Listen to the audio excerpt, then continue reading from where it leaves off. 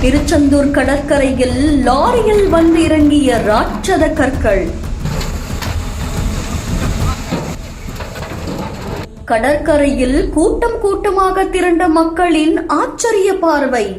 58 கோடி ரூபாயில் செயல்படுத்த போகும் அட்டகாசமான திட்டம்.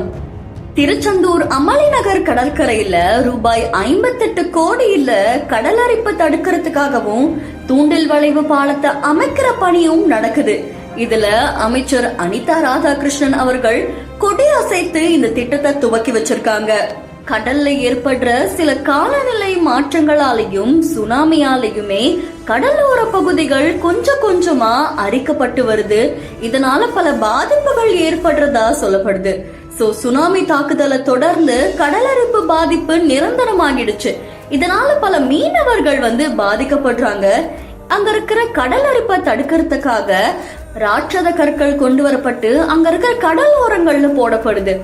இதனால கடல் அரிப்பை தடுக்கவும் முடியும், அதே சமயம் தூண்டில் வளைவு பாலத்தையும் அமைக்கலாம் அப்படின்னு அரசு எடுத்த இந்த நடவடிக்கையால மக்களுக்கு பயன்பெற வகையில இப்படி ஒரு தூண்டில் வளைவு பணி திருச்செந்தூர்ல தொடங்கியிருக்கு.